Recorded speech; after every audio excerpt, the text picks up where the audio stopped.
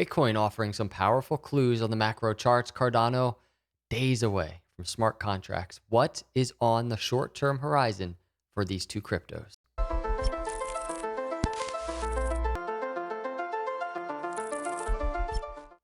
What is up, everyone? Welcome to Crypto Capital Venture. Hit the subscribe and like on the way in. Let's jump into it. I have to start with Bitcoin once again. There are massive clues, and we're in this environment in crypto where we all have to be very careful. We have to be very vigilant. And this is not a bearish video at all, but there are some things I really want to talk about. I want to start here on the macro chart quickly, since I haven't talked about this much. Remember the bull market high of 2017 to the bear market low, this Fibonacci that we talked about. We had Bitcoin entering through the bull market doors that we waited so long for. Just saw crazy gains through it up to 60,000. Then we came down and we tested the 1618 of that Fibonacci. We were looking for a bounce there. We've gotten it. Now, if we take the same Fibonacci of the last bull cycle, so here we have a 2000, actually not the very last bull cycle, but the 2013 bull market high to the bear market low that followed. We have a very, very similar setup. Bitcoin entering the bull market doors back here in 2016, 2017, coming up, retesting basically this 1618 line of the same Fibonacci back then, bouncing into the continuation of the bull market. So we're looking for a similar move. This is like if we all get what we want in this crypto year, we'd get a similar move from this bounce off the 1618 back then to the 2017 bull market high. And it would look something like this off the 1618. Obviously, we can slow down the velocity a little bit because that's how crypto moves, but just something generally like this. We get the bounce off the 1618. Let me move this over a little bit. And then we're cruising through 100,000, right? That's what everybody wants. That's what we're looking for. But there are no guarantees. Now, I think a way that we could maybe spot what's going to happen next is kind of circling back to what we've really been talking a lot about. Getting the 1618 bounce to the 20-week moving average, we put in the first bullish sign, which is breaking above. Now what we need to see is the support above. And the reason we talk about that is because if we go all the way back here to the last bull market high, kind of going into the bear market, Bitcoin failed at that 20-week moving average. We know that. Now, I want to show you something. If we go all the way back to 2013 bull market high, this is a very important word of caution. Bitcoin broke below the 20-week moving average to the 50-week moving average, bounced off of it, and through the 20-week moving average. Sound familiar? This is where we are now, but did not hold support above it and continued down. So if we're looking at that chart back then, bouncing off this 50-week moving average through the 20-week and then back down, this is where we are right now. This is happening right now. And this is what we need to be cautious of. We have the 50-week moving average, blue line, the bounce above the 20-week.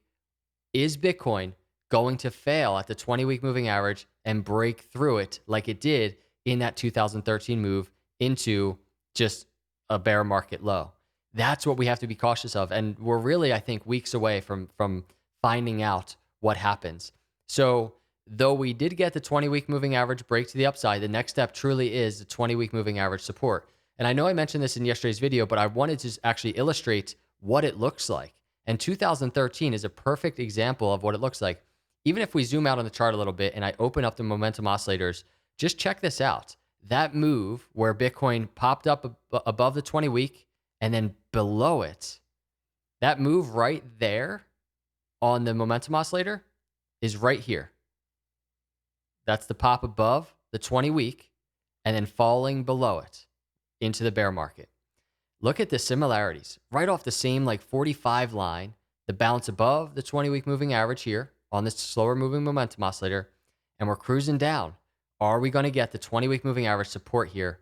Is this going to be a higher low on the momentum oscillator for a bounce to the upside? Or is something similar going to happen that happened in, this is 2014 on the charts, after that 2013 high, but is Bitcoin going to fail and break below this 45 line? So really just crazy similarities on the charts right now to this area right here, but that's perfect because it gives us data points to track. And that data point really is that 20-week moving average.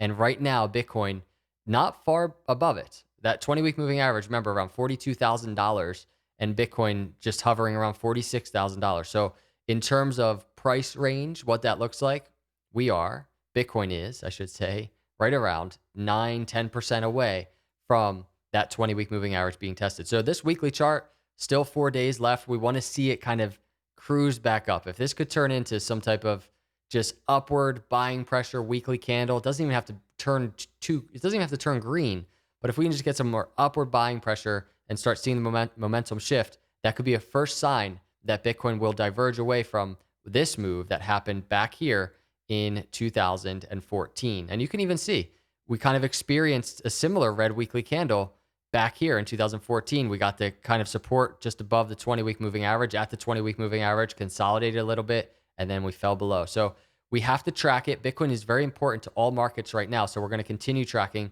and watching what happens. Let's pivot to Cardano. And I really want to start with this video. This is a clip from August 31st. So just over a week ago. But you want to be very, very, very aware of the fact that big dips can happen right now. We're in all-time high territory. We just hit all-time high. Most of you out there have seen gains for Cardano. Evaluate your situation. I am a huge proponent of taking profits. I've taken profits. I even now just analyze, should I take more profits? When should I sell? How should I sell? How much should I sell? These are things I ask myself. So I wanted to replay that clip because it's not because I'm saying like I think we're at the top here.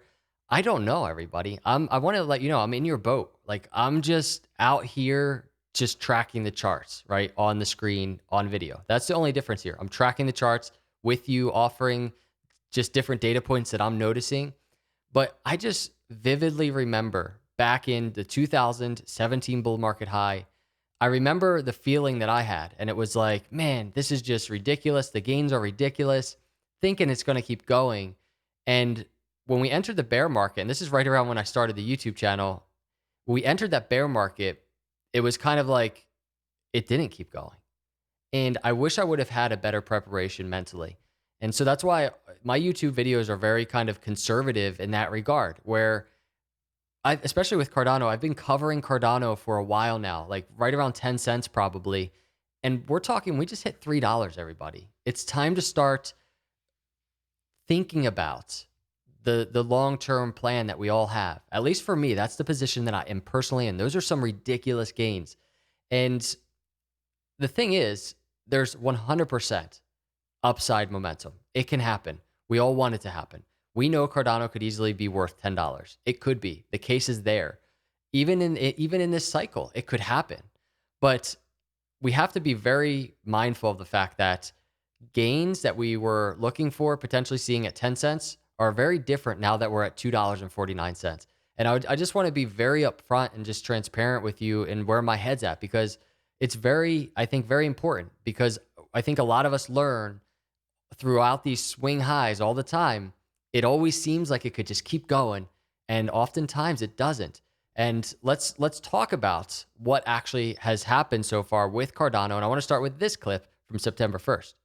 It's green candle after green candle after green candle. And I talked about this in last night's video. Just always be prepared for rejection. Always be prepared, because as bullish as it feels right now in this moment as I do the video, crypto can dip. So $2.99 when I did that video September 1st, and we know what happened. Crypto dipped. These are the situations that crypto is made of. Like, this is what happens. This happens pretty much, I don't want to say all the time, but really, if you zoom out on it, here's a daily chart. It does happen all the time. Look at all the red. Like, we've seen gains, but it's almost like when I just glance at the chart, I feel like I see more red. I feel like I see more volatility to the downside. It's like an ugly looking chart, even though we've seen gains, even though we've seen $3. And the thing is, we were talking about just the resistance at this $2.90 to $3 area. It was a breakout target to the upside, the $3 mental barrier. We got the rejection and we dipped hard to around $2. Now, here's where we are. And I'll just do an update for you in regards to that last video that I did do yesterday, which is that swing low to swing high, the all-time high, above $3, which is epic. We have this support area. We talked about in yesterday's video. we continue to monitor. It's a 618 right around 235 to the 786 around 215. I don't want to repeat myself too much, but I think price is almost right where it was, I believe so, when I did the video yesterday. But this is what we have to continue tracking. Support in this area. If you notice, we had this daily wick. We have a new daily candle. It just opened, like it just did like 6 minutes ago. But yesterday's daily candle, we can see closed red, but we had this wick right into this support area. So is that going to continue? Will that be as low into the support area as we go? What will happen on this current daily candle? That's something I'm watching. And if we go to the weekly chart, the other thing that you all know that I'm watching is smart contracts. 4 days away, September 8th right now, smart contracts, September 12th. Bitcoin, crypto markets in general, the general sentiment, the general direction, it's going to happen one way or another. Smart contracts, there has been just a lot of excitement about it. This green box that we see on the screen played out really nicely. The gains happened that we were anticipating would happen, similar to the Mary hard fork right here, similar to the Shelly hard fork right here. So gains happened going into Alonzo. It's done. It happened. The question is 4 days left until smart contracts. Will those gains continue?